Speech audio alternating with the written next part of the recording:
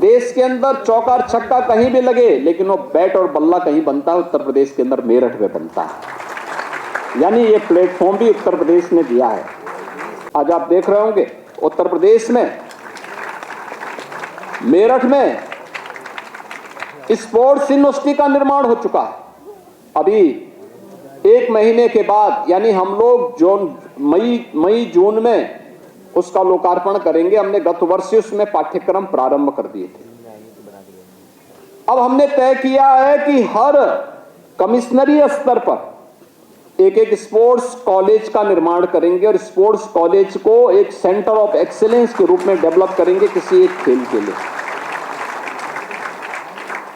किसी एक खेल के लिए वहां पर उसको सेंटर ऑफ एक्सीलेंस के लिए अभी से वह कार्रवाई हमारी प्रारंभ होगी, जिससे अभी से हम तराश सकेंगे 2030 का कॉमनवेल्थ गेम्स। जब कॉमनवेल्थ गेम्स अपने 100वें संस्करण, शताब्दी संस्करण में आयोजन अहमदाबाद में कर रहा होगा, तब उत्तर प्रदेश का खिलाड़ी देश को लीड कर रहा होगा।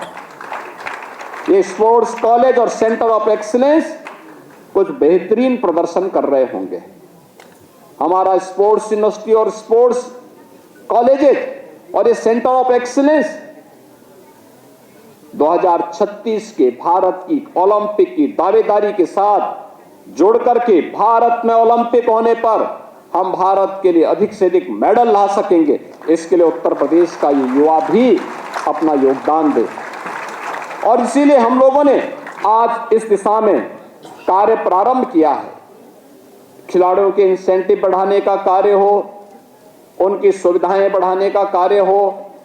जो खिलाड़ी पहले से ही हमारे स्पोर्ट्स कॉलेज और स्पोर्ट्स हॉस्टल में रह रहे हैं, उनके वहां पर रहने, उनके लॉजिंग फूडिंग की सुविधा को बढ़ाने, उसको बेहतर करने की दिशा में भी सरकार ने अच्छा कार्य किया है। और इसीलिए आज मैं इस बात को कहूंगा कि हर एक मेडल के पीछे उसकी अपनी एक कहानी होती है। वह कहानी केवल उसके भाग्य की नहीं होती है, उसके पीछे एक संघर्ष होता है, उसके पीछे एक अनुशासन होता है, और उसके पीछे कभी हार न मानने का एक दृढ़ संकल्प भी होता है।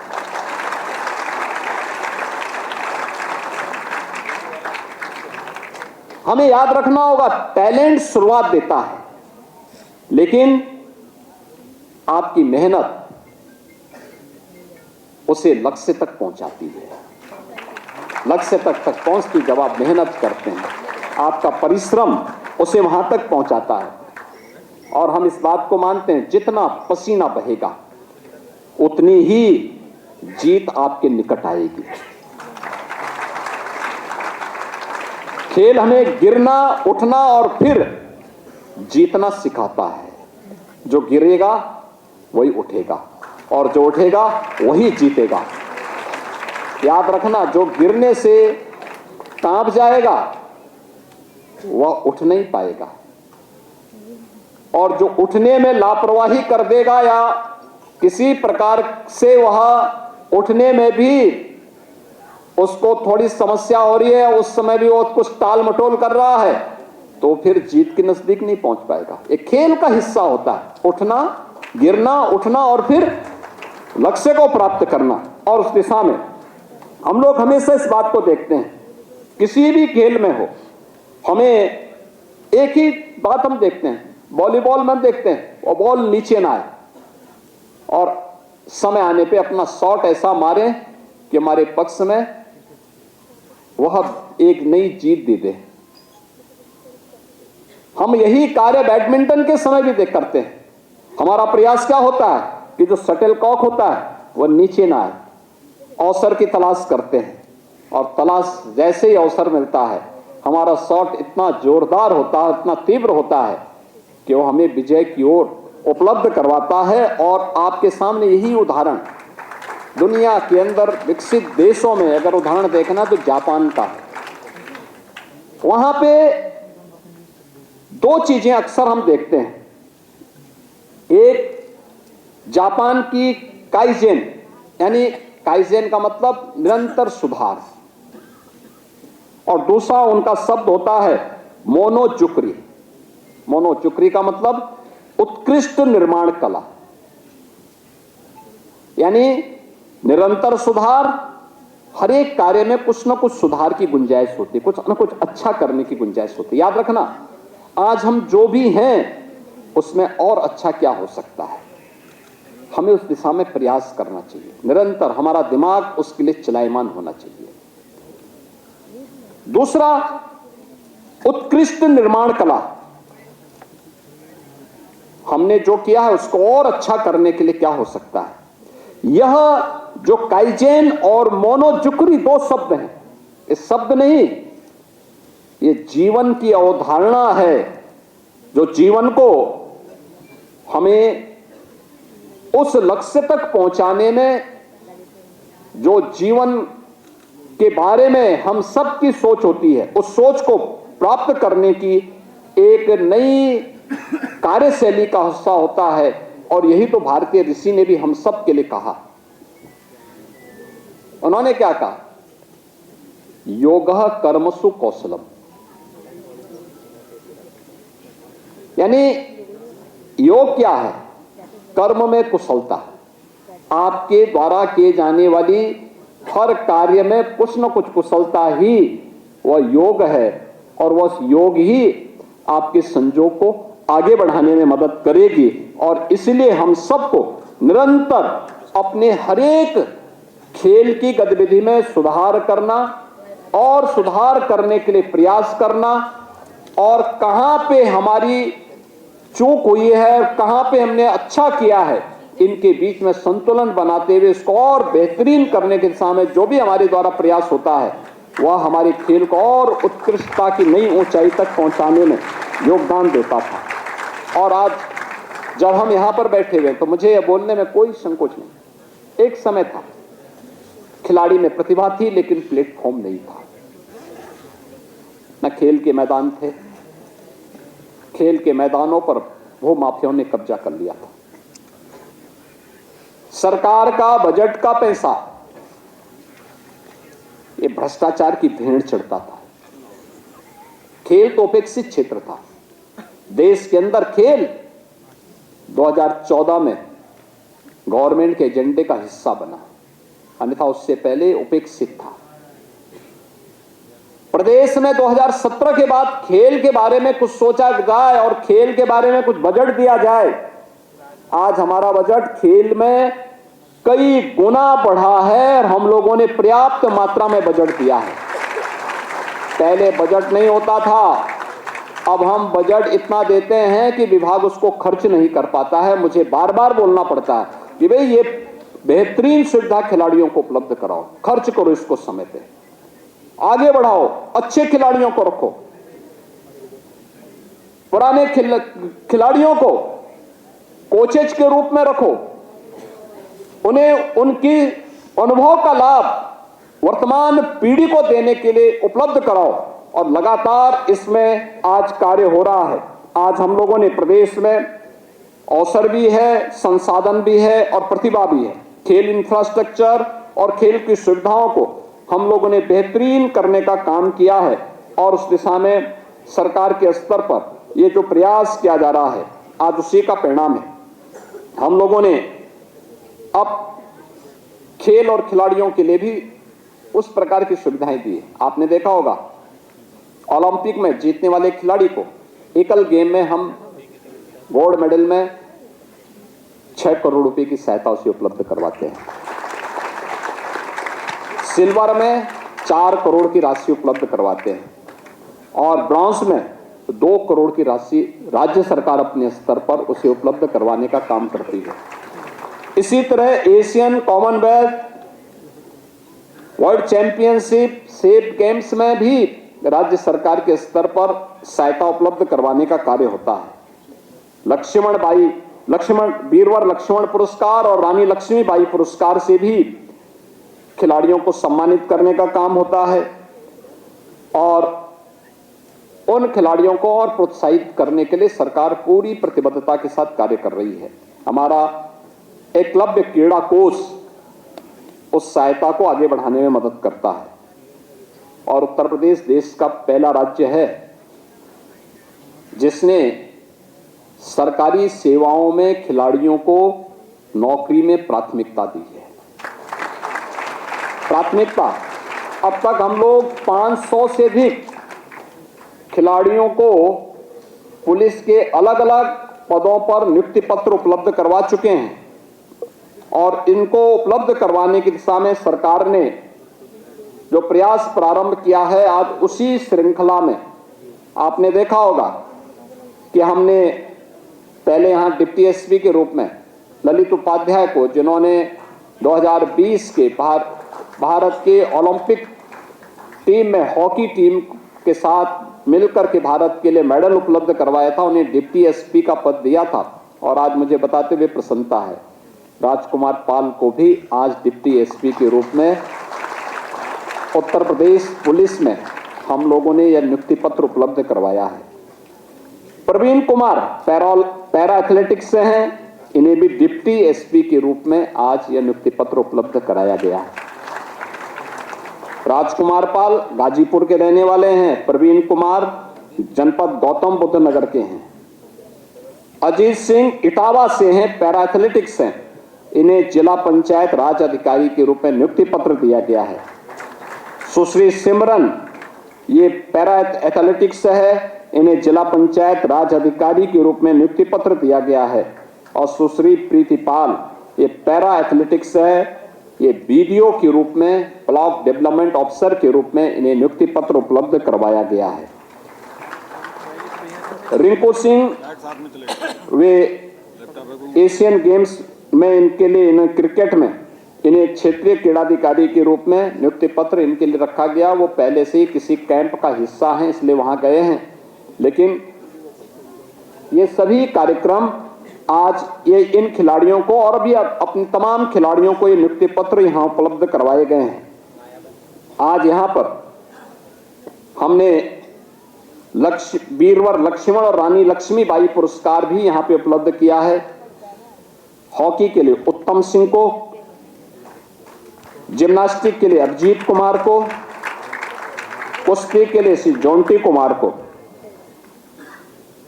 रानी लक्ष्मीबाई पुरस्कार में सुश्री प्राची सहारनपुर से एथलेटिक्स के लिए, सुश्री तान्या चौधरी बागपत से एथलेटिक्स के लिए और पैरा ओलंपिक में लक्ष्मण पुरस्कार में यश कुमार को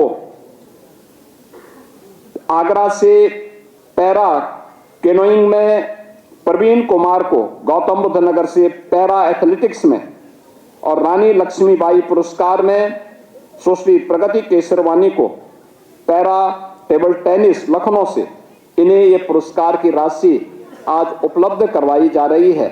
आज मैं इसके बारे में जरूर कहूंगा कि वीरवर लक्ष्मण और रानी लक्ष्मीबाई पुरस्कार की राशि को अब बढ़ाने का समय आ गया है। हमारा प्रयास होना चाहिए कि अगले वर्ष से जब ये राशि बढ़े, अब इसमें 3,11,000 की बजाय अगले वर्ष से इसको 10-10 लाख कर देने की आवश्यकता है और विभाग इसका प्रस्ताव बनवा करके भेजें जिससे इन खिलाड़ियों को हम आगे इसी प्रकार से सम्मानित करके आगे बढ़ा सकें। आज यहां पर विभिन्न अंतर्राष्ट्रीय स्तर के पदक विजेताओं में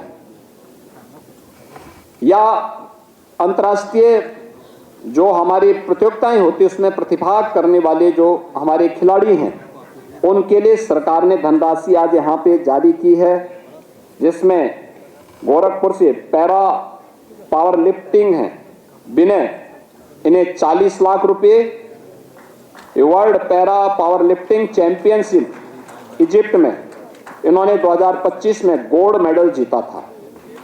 विक्रांत बालियान वुशु में ये 10वीं एशियन वुशु चैंपियनशिप चीन में इन्हें प्रतिभाग करने के लिए इन्हें वहां पे सिल्वर मेडल मिला था, इन्हें 15 लाख रुपए। सागर दागी ये बागपत से शूटिंग में हैं, इन्हें वर्ल्ड चैंपियनशिप में इजिप्ट में ही इन्होंने वहां पर 12 से 28 अक्टूबर के बीच में जो 10 metre air pistol men's junior में एकल वर्ग में मिक्स टीम में, इसमें इन्होंने प्रदेश यानी देश के लिए रजत पदक और 10 metre air piston men's junior में गोल्ड मेडल जीता है। इन्हें 15 लाख रुपए का यहां पर प्रदेश सरकार के द्वारा घोषित सहायता उपलब्ध करवाई जा रही है। दीपक कुमार ये पर्वतारोही हैं, गाजियाबाद के रहने वाले हैं। इन्होंने 8,848.86 मीटर चोटी पर चढ़ करके नेपाल के अंदर 18/5/2025 को इन्होंने सफलता प्राप्त की। इसके लिए 15 लाख रुपए की सहायता इन्हें राज्य सरकार के स्तर पर किया जा रहा है। सुश्री तनु श्री पांडे ये लखनऊ की खिलाड़ी हैं, सॉफ्ट टेनिस में इन्होंने प्रतिभाग किया था और इन्हें ये राशि यहां पर उत्तर प्रदेश सरकार ने इन्हें कांस्य पदक जीतने पर और 4वीं world junior soft tennis championship China में इन्होंने रजत पदक जीता है। इसके लिए भी इन्हें सम्मानित किया गया है। इसी प्रकार से राजकुमार पाल को हॉकी में स्वर्ण पदक प्राप्त होने और उसमें प्रतिभाग करने के लिए यह राशि उपलब्ध करवाई गई है। यश कुमार पैरा केनोई के, इन्हें पैरा केनोई वर्ल्ड कप पोलैंड में इन्हें ब्रॉन्ज मेडल प्राप्त करने पर इन्हें सहायता उपलब्ध करवाई गई है। और भी हमारे तमाम ऐसे खिलाड़ी हैं जिन्हें आज ये राशि, अभय सिंह ये वाराणसी के हैं, इन्हें, और श्रवण कुमार ये बागपत के हैं। इन सभी खिलाड़ियों को और जो अन्य खिलाड़ी जिनका मैं नाम नहीं बोल पा रहा हूं, लंबी सूची है, उन्हें उनके अकाउंट में सभी धनराशि अभी यहाँ पे हमने डीबीटी के माध्यम से उनके अकाउंट में भी वो देने का काम किया है। मैं इस अवसर पर इन सभी खिलाड़ियों को हृदय से बधाई देता हूं और शुभकामनाएं देता हूं। बहनों और भाइयों, आज उत्तर प्रदेश के अंदर एक बेहतरीन अवसर आया है। आज आप देखते होंगे देश के अंदर चौका और छक्का कहीं भी लगे, लेकिन वो बैट और बल्ला कहीं बनता है, उत्तर प्रदेश के अंदर मेरठ में बनता है। यानी ये प्लेटफॉर्म भी उत्तर प्रदेश ने दिया है। उत्तर प्रदेश के अंतर्राष्ट्रीय पदक विजेता खिलाड़ियों के सम्मान के लिए आयोजित आज के समारोह में उत्तर प्रदेश सरकार में मंत्रिमंडल के मेरे सहयोगी, खेल और युवा कल्याण विभाग के मंत्री श्री गिरीश चंद्र यादव जी, लखनऊ की महापौर श्रीमती सुषमा खड़गवाल जी, विधान परिषद के माननीय सदस्य डॉक्टर महेंद्र सिंह जी, माननीय विधायक श्रीमती जयदेवी जी, डॉक्टर राजेश्वर सिंह जी, विधान परिषद के माननीय सदस्यगण इंजीनियर अवनीश कुमार सिंह जी, श्री लालजी प्रसाद निर्मल जी, अपर मुख्य सचिव गृह श्री संजय प्रसाद जी, प्रदेश के पुलिस महानिदेशक श्री राजीव कृष्ण जी, सचिव खेल श्री सुहास एलवाई जी, आज के इस समारोह में उपस्थित खेल विभाग के हमारे सभी अधिकारीगण, प्रदेश भर की वे प्रतिभाएं जिन्होंने राष्ट्रीय और अंतर्राष्ट्रीय स्तर पर भारत के गौरव को बढ़ाने का कार्य किया है, आज इस समारोह में यहां पर उपस्थित हुए हैं। मैं सबसे पहले आप सभी देश की इन प्रतिभाशाली खेल विभूतियों का उत्तर प्रदेश सरकार की ओर से और उत्तर प्रदेश की जनता की ओर से हृदय से स्वागत करता हूं। आप सभी का मैं अभिनंदन करता हूं। वासंतीय नवरात्रि के अवसर पर उत्तर प्रदेश सरकार ने इस सम्मान समारोह आयोजित किया है, जिसमें आज यहां पर अंतर्राष्ट्रीय पदक विजेता खिलाड़ियों को उनकी नियुक्ति पत्र वितरण के कार्यक्रम संपन्न हो रहे हैं। वीरवर लक्ष्मण और रानी लक्ष्मीबाई पुरस्कार जिन्होंने खेल के क्षेत्र में उत्कृष्टतम प्रदर्शन से प्रदेश के गौरव को बढ़ाया है, उन खिलाड़ियों को यहाँ पे आज सम्मानित किया जा रहा है। मैं इस अवसर पर जिन खिलाड़ियों को अभी मंच पर मुझे सम्मानित करने का अवसर प्राप्त हुआ, जो खिलाड़ी इस पूरे समारोह का हिस्सा बने हुए हैं, आप सभी को इस नियुक्ति पत्र प्राप्त होने, वीरवर लक्ष्मण और रानी लक्ष्मीबाई पुरस्कार प्राप्त होने के अवसर पर मैं आप सबको प्रदेश शासन की ओर से और उत्तर प्रदेश की जनता जनार्दन की ओर से भी हृदय से बधाई देता हूं। आप सब जानते हैं कि अंतर्राष्ट्रीय प्रतियोगिताओं में पदक विजेता खिलाड़ियों के साथ ही यहां पर हम लोगों ने जो एक कार्यक्रम यहां पे आज आयोजित किया है, वीरवर लक्ष्मण की जब हम चर्चा करते हैं तो लक्ष्मण जी समर्पण के, कर्तव्य निष्ठा के और अनुशासन के प्रतीक हैं। उत्तर प्रदेश के पुरुष खिलाड़ियों को जिन्होंने राष्ट्रीय और अंतर्राष्ट्रीय स्तर पर कुछ विशिष्ट योगदान किया है, ऐसे खिलाड़ियों को वीरवर लक्ष्मण के नाम पर यह पुरस्कार दिया जाता है और उन खिलाड़ियों को आज अभी मंच पर मुझे सम्मान देने का अवसर प्राप्त हुआ है। मैं इस अवसर पर उन सभी खिलाड़ियों को हृदय से बधाई और मेरी शुभकामनाएं। रानी लक्ष्मीबाई पुरस्कार, ये नारी गरिमा, नारी स्वावलंबन और नारी के तेज का प्रतीक है। 1857 के प्रथम स्वातंत्र समर में उन्होंने झांसी को पराधीनता से मुक्त कराने में सफलता प्राप्त की थी। रानी लक्ष्मीबाई की उम्र उस समय मात्र 26 वर्ष की थी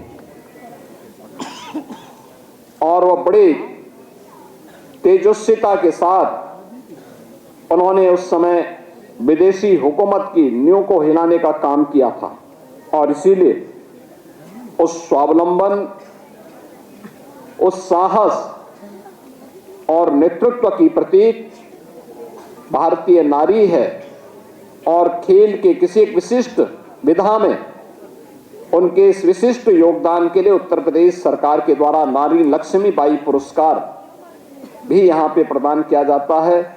और मैं उन सभी वीर नारियों को जिन्होंने प्रदेश के लिए, देश के लिए उस विशिष्ट खेल प्रतिस्पर्धा में एक विशिष्ट सम्मान दिलाया है, आज रानी लक्ष्मीबाई पुरस्कार भी उन्हें यहां पे सम्मानित किया जा रहा है। मैं इस बात को हमेशा मानता हूं, ये वैसे भी वासंतीय नवरात्रि है, हमारे यहाँ वर्ष में 2 बार हम नवरात्रि के आयोजन के साथ जुड़ते हैं। एक वासंतीय नवरात्रि होती है और एक शारदीय नवरात्रि होती है।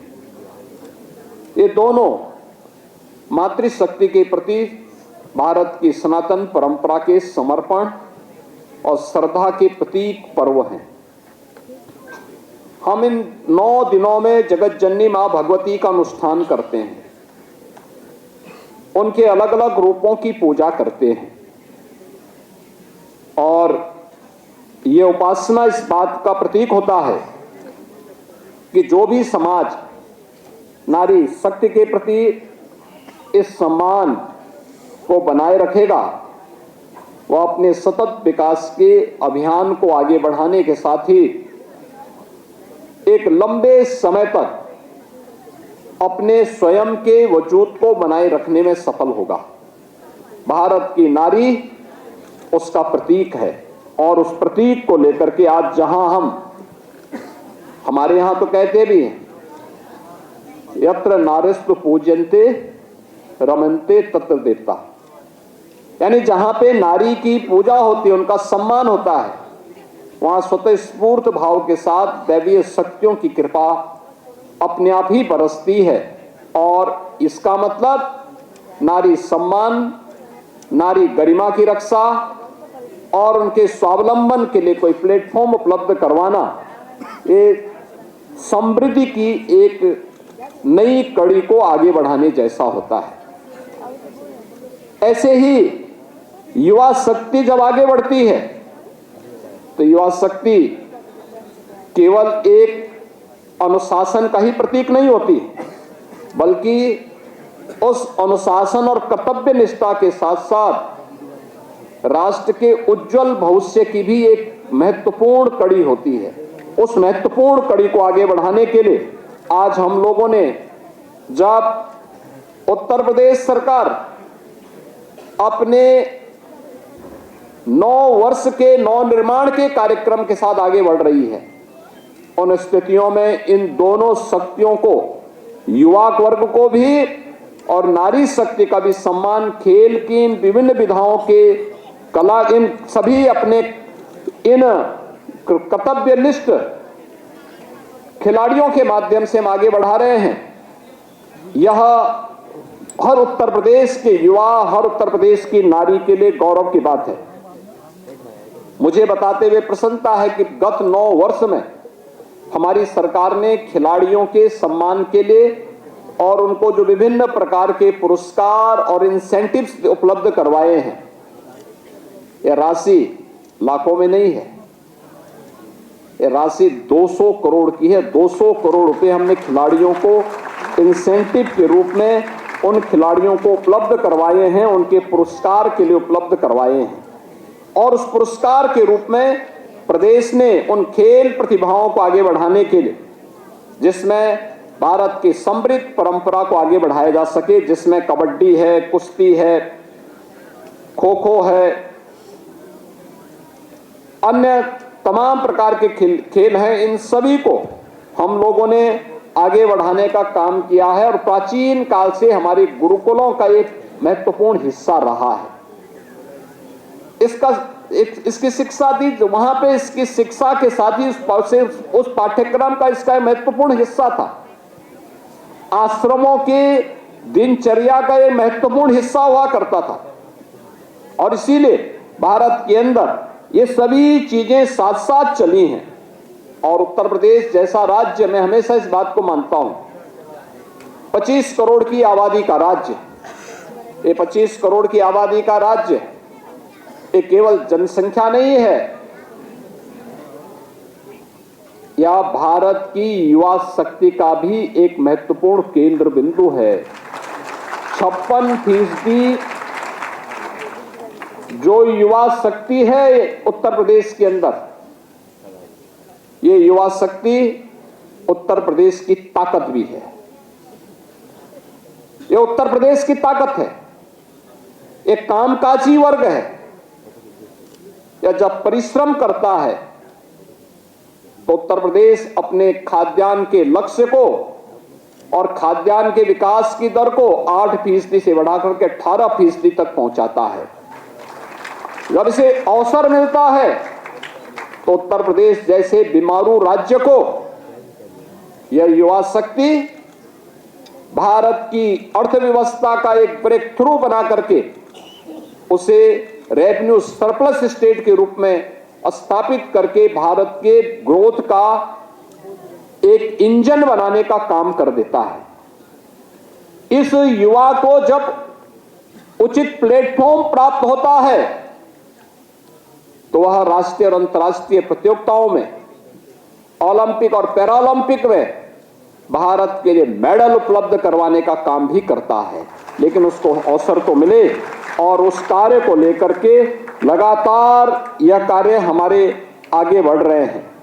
आज मुझे इस बारे में बताते हुए प्रसन्नता की अनुभूति हो रही है कि भारत ने प्राचीन काल से जिन खेलों को आगे बढ़ाने का काम किया है, उस दिशा से आज प्रदेश सरकार ने आदरणीय प्रधानमंत्री जी के उन सभी अभियानों को अंगीकार करते हुए, याद करिए 2014 में देश के प्रधानमंत्री पद की शपथ लेने के उपरांत प्रधानमंत्री जी ने देश के अंदर एक नई खेल संस्कृति को बढ़ावा दिया।